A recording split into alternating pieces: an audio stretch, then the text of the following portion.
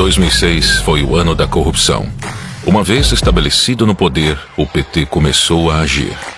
Que o Brasil votou sem medo de ser feliz. Nos primeiros anos do governo Lula, os esquemas de corrupção foram colocados em prática. O escândalo dos bingos veio à tona em 2004. Em 2005, o escândalo dos Correios deu origem às investigações do Mensalão. No meio de tudo isso, ainda teve o caso conhecido como dólares na cueca. Em 2006, a máfia dos sanguessugas desviava dinheiro destinado à saúde.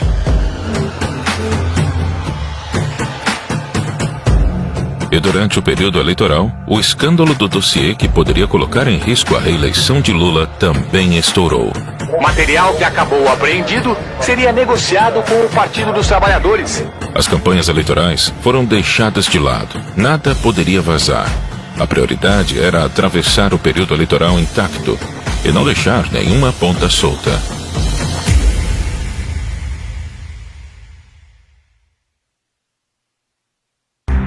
Com o PT no poder, a esperança do brasileiro era de mudança.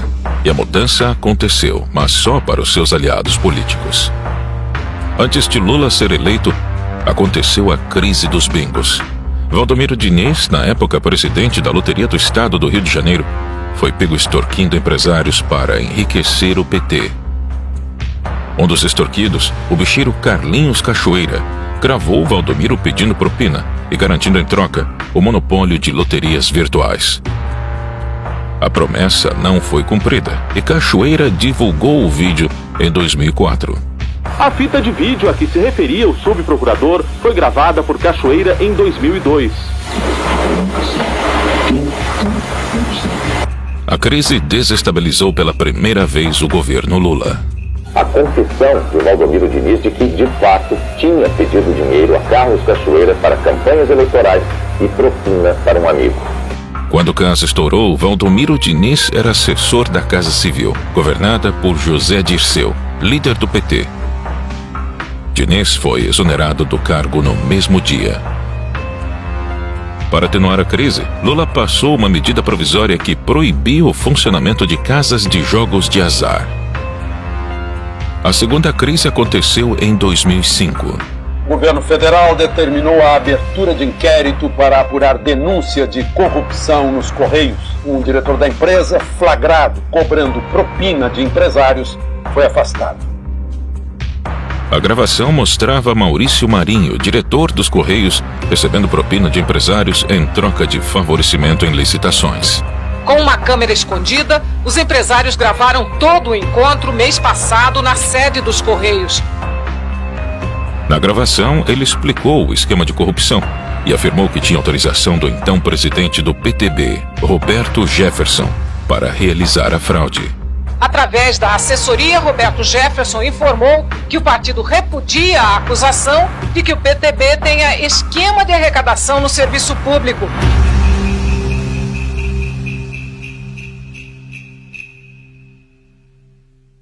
Quando investigado pela CPI dos Correios, Roberto Jefferson abriu a boca. Cabe agora a Roberto Jefferson esclarecer o que diz, o que sabe e o que quer. Maior esquema de corrupção que eu vi nos últimos anos. Que a estatal desviava 3 milhões de reais por mês para o PT. O mensalão foi exposto. Jefferson afirmou que as estatais foram a fonte de dinheiro do mensalão. Licitações, cargos e indicações impulsionaram o esquema de corrupção. Quais são as joias da coroa, digamos assim, da administração federal? Petrobras, Furnas, Eletrobras, os fundos de pensão. Roberto Jefferson apareceu para depor. Chegou mostrando um hematoma no rosto, consequência de um acidente doméstico. Desconfie de quem não ouviu falar no mensalão. Ou se omite por medo de enfrentar o que eu estou enfrentando aqui, ou recebe. Roberto Jefferson lançou acusações graves contra o governo. Afirmou que o PT pagava mesada para deputados de partidos aliados votarem a favor de projetos do governo. Ele fez de tudo para as investigações não chegarem ao nome de Lula. Ô Zé Dirceu, se você não sair daí rápido, você vai fazer réu um homem inocente que é o presidente Lula. rápido, sai daí rápido, Zé. Pra você não fazer mal a um homem bom, correto, que eu tenho orgulho de ter apertado a mão. José Dirceu foi a testa de ferro do caso. Coloca o então ministro-chefe da Casa Civil em posição central, posição de organização e liderança da prática criminosa. Ele era a principal liderança do governo petista e aceitou ser responsabilizado por toda a articulação do esquema para salvar o presidente. O esquema envolvia também o tesoureiro do PT, Delúbio Soares, e o publicitário do governo, Marcos Valério.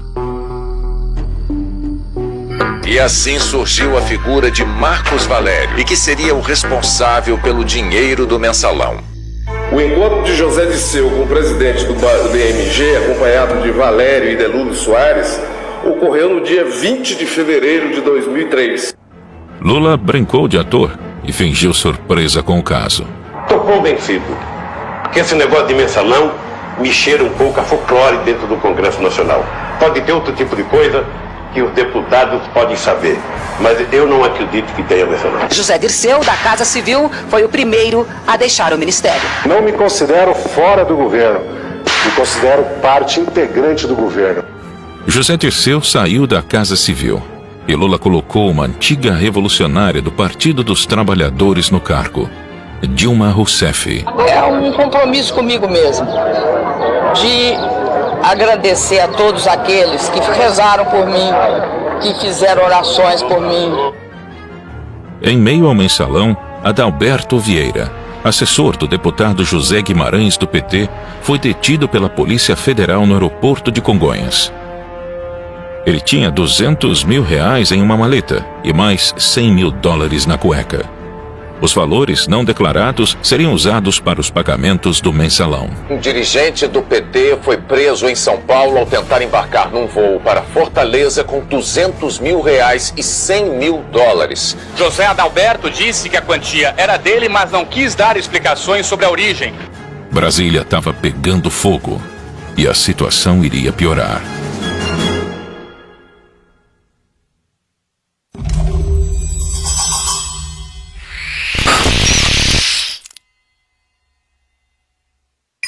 Na Operação Sanguessuga foram cumpridos 46 mandados de prisão contra políticos e assessores. A acusação era desvio de verbas do orçamento da União por meio da compra superfaturada de ambulâncias por prefeituras. Em maio de 2006, a Polícia Federal iniciou a Operação Sanguessuga. Deputados federais de vários partidos foram denunciados por ganhar dinheiro com superfaturamento de ambulâncias. Segundo a Polícia Federal, a movimentação financeira total seria de cerca de R$110 milhões. Além dos deputados, o esquema de corrupção envolvia órgãos do governo federal, prefeituras e empresas privadas. A comissão investigou 87 deputados e 3 senadores e pediu o indiciamento de 72 parlamentares, mas nenhum foi cassado. A máfia dos sanguessugas teve início na gestão do ministro da Saúde da época, José Serra.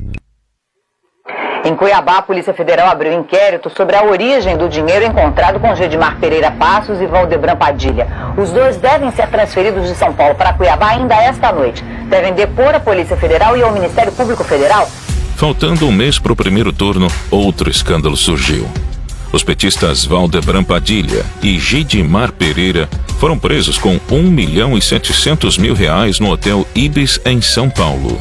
Valdebran Padilha se hospedou neste hotel na quarta-feira da semana passada. Ele revelou à Polícia Federal que naquele mesmo dia recebeu de Gedimar Passos o total de R$1 milhão. O restante do dinheiro só seria entregue depois que o dossiê chegasse a São Paulo.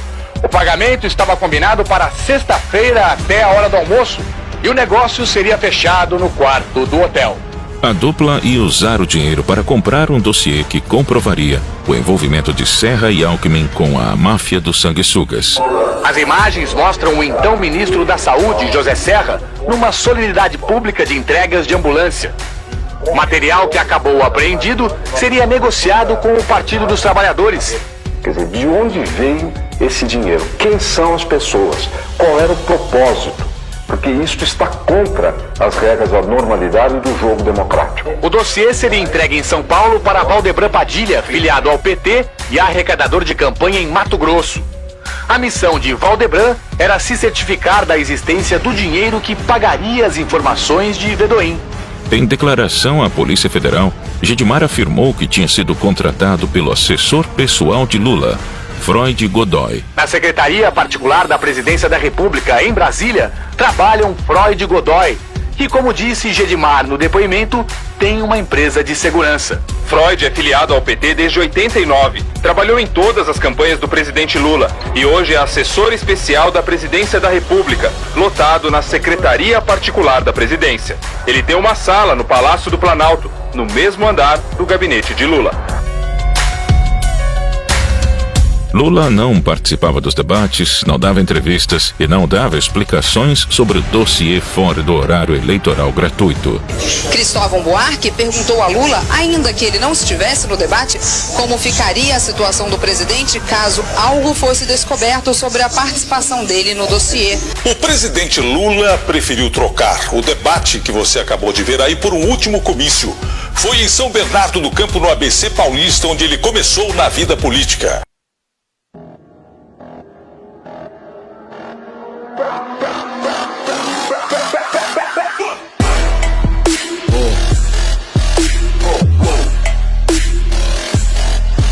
Estamos aumentando o IOF, que hoje é de 0,38%.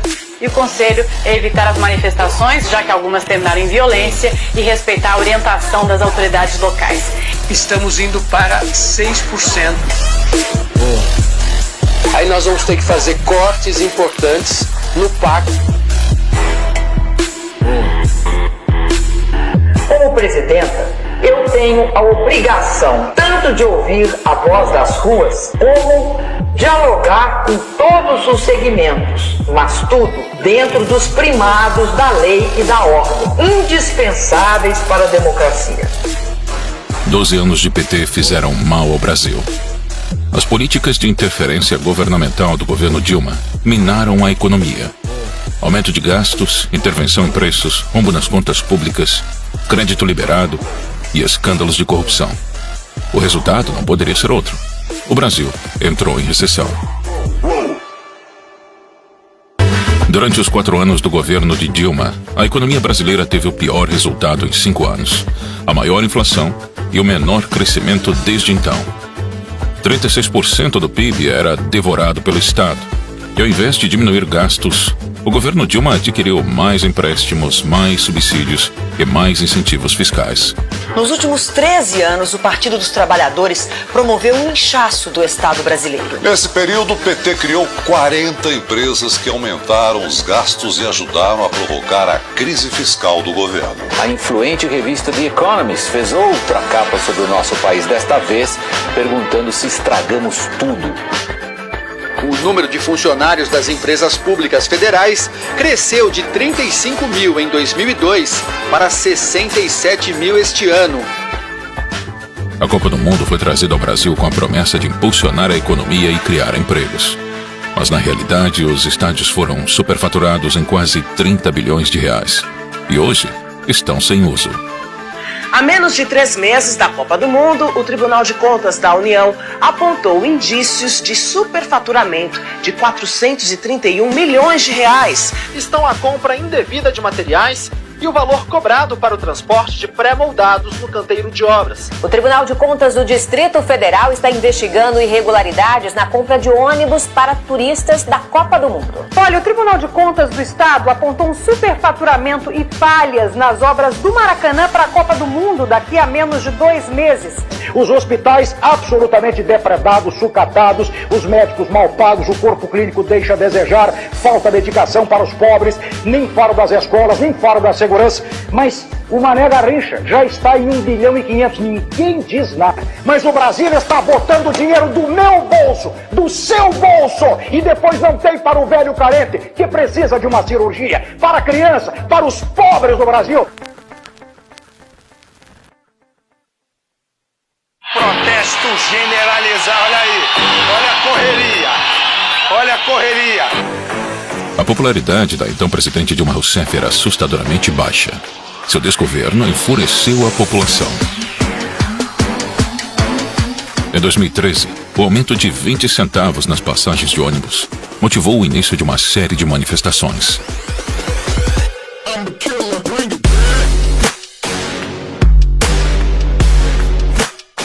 O que começou com a briga pelos 20 centavos se transformou em 1,5 milhão de brasileiros nas ruas.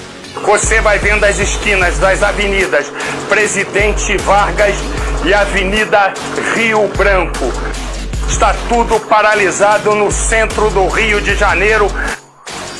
A revolta não tinha um objetivo claro e diversos grupos aproveitaram o momento para legitimar suas ideias. Olha, desde o começo das manifestações, nenhuma das organizações aqui que estavam organizando tirou qualquer deliberação de restrição de partidos políticos, de bandeiras e coisas desse tipo. E o partido tem que mais sair dos gabinetes e ir pra rua, ir pros movimentos.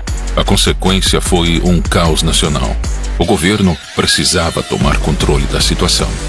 PSOL, PSTU e sindicatos financiados pelo PT bancaram black blocs para esvaziar os protestos.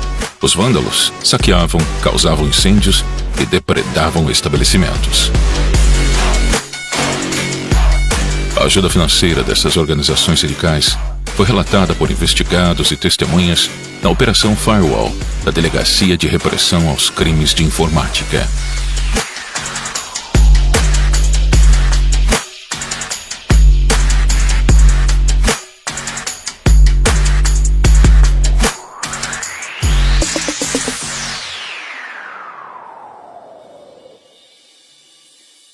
O esquema de corrupção na Petrobras foi descoberto graças a outra investigação que colocou políticos e empresários na cadeia, o Mensalão. Documentos da Justiça Federal revelam que foi a apuração do esquema de compra de votos de parlamentares que levou à Operação Lava Jato. A eleição de 2014 foi muito parecida com a de 2006. A corrupção pautou as discussões daquele ano. Enquanto o Mensalão era descoberto, outro esquema de corrupção estava sendo montado: o Petrolão. Ele era 33 vezes maior que o Mensalão. Envolvia propinas das empreiteiras, lavagem de dinheiro, evasão de divisas e superfaturamento de obras. Tudo isso para abastecer os caixas do PT, PP e PMDB, funcionários das estatais e políticos. As diretorias eram nomeadas por partidos políticos e seus diretores aprovavam contratos com empreiteiras. Não demorou muito para que as grandes construtoras do país, que têm negócios com a Petrobras, acabassem no centro das investigações. Segundo o ex-diretor de abastecimento da Petrobras, o esquema funcionava da seguinte maneira: de um lado, as empresas se organizavam em clubes para aumentar os valores de seus serviços para obras. Do outro lado, Lula e Dilma, presidente e ministra-chefe da Casa Civil na época, indicavam os diretores da estatal e eles cobravam propinas das empreiteiras para fechar contratos com preço acima do mercado. Em média, cada contrato era superfaturado em 3%. Se o valor da obra fosse 1 bilhão, era pago 1 bilhão e 30 milhões para as empreiteiras. O esquema foi descoberto pela Operação Lava Jato antes do período eleitoral. Alberto Youssef, o doleiro envolvido com a evasão de divisas, afirmou que Lula e Dilma tinham conhecimento do roubo da Petrobras. O doleiro Alberto Youssef declarou à Polícia Federal que a presidente Dilma Rousseff e o ex-presidente Lula sabiam do esquema de desvios de recursos para partidos políticos na Petrobras. Eu acredito que eles tinham conhecimento, no meu entendimento, do que acontecia. E você entende que esse esquema serviu aos interesses do governo? Serviu aos interesses do partido, automaticamente dos partidos da base aliada. A destruição da economia brasileira não parava por aí. O PT também roubava o Brasil, ajudando seus amigos políticos do exterior. O BNDES, um banco público, financiou de 2003 a 2015 as maiores empreiteiras do país para trabalhar fora do Brasil. Obras na Venezuela, Cuba, Peru, Argentina e na República Dominicana foram financiadas pelo Banco Nacional de Desenvolvimento, o BNDES. Todos esses países tinham governos autoritários e participantes do Foro de São Paulo. enquanto o Porto de Santos, responsável por mais de 50% do PIB nacional, precisava urgentemente de reparos e modernizações. O governo brasileiro preferiu ajudar a reforma do Porto de Cuba. 692 milhões de dólares foram emprestados ao país, sem necessidade de devolução. Outra forma de financiar Fidel Castro foi através do programa Mais Médicos. Nesse instante, a senhora Presidenta da República, Dilma Rousseff, sanciona a lei que institui o programa Mais Médicos. Cerca de 12 mil médicos cubanos foram trazidos para o Brasil. E 70% de tudo o que eles ganhavam era compulsoriamente descontado de seus salários e enviado à ilha cubana.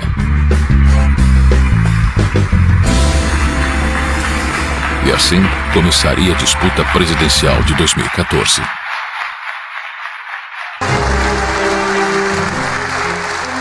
Dilma iniciou seu segundo mandato descumprindo as promessas que havia feito durante a campanha.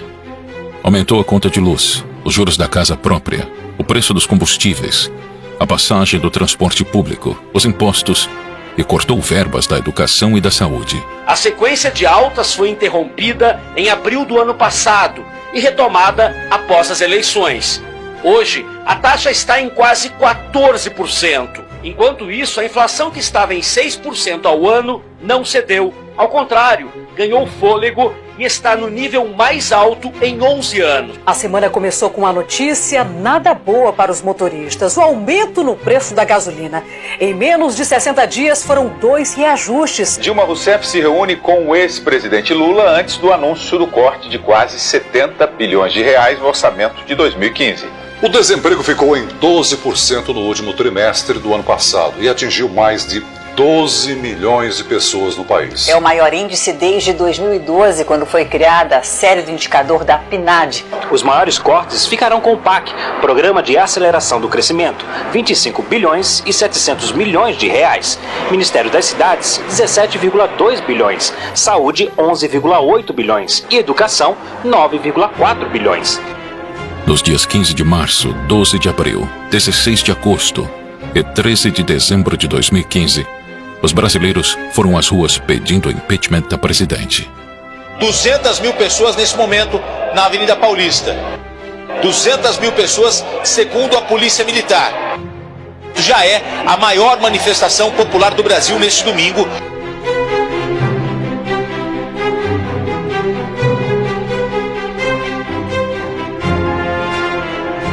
No mesmo ano, o TCU deu prazo para a presidente explicar uma série de irregularidades nas contas públicas de 2014, as chamadas pedaladas fiscais. O Tribunal de Contas da União rejeitou as contas do ano passado do governo da presidente Dilma Rousseff. A prática obrigou instituições financeiras como a Caixa Econômica Federal e o Banco do Brasil a usarem recursos próprios para honrar os compromissos, o que caracterizou uma espécie de empréstimo ao governo. Recomendando-se a sua rejeição pelo Congresso Nacional. Ficou comprovado que o governo Dilma realizou manobras contábeis fraudadas para maquiar o orçamento federal. No dia 31 de agosto de 2016, o processo de impeachment se encerrou com o afastamento de Dilma do cargo. Falta, portanto, um voto apenas para que o processo de impeachment prossiga para o Senado. Por isso eu digo ao Brasil, sim para o futuro! Lá está. Neste momento, às 11 horas e 7 minutos em Brasília, nesta noite de domingo, 17 de abril de 2016, a Câmara dos Deputados acaba de autorizar o prosseguimento do processo de impeachment da presidente Dilma Rousseff. E nesta quinta-feira, 12 de maio, às 6 horas e 33 minutos, o Senado aprovou, por 55 votos a favor e 22 contra, o afastamento da presidente Dilma Rousseff. Senado caça o mandato de Dilma Rousseff, mas preserva direitos políticos. 2 anos depois, Aécio Neves também virou réu na Operação Lava Jato. As empreiteiras investigadas admitiram a doação de quase 100 milhões de reais para ele e para Dilma. Por unanimidade, os ministros da primeira turma do Supremo Tribunal Federal tornaram réu o senador Aécio Neves, do PSDB, Ele agora será investigado numa ação penal por corrupção passiva e tentativa de atrapalhar as investigações da Lava Jato. A eleição de 2014 foi só mais um teatro. Os dois candidatos respondiam aos mesmos interesses.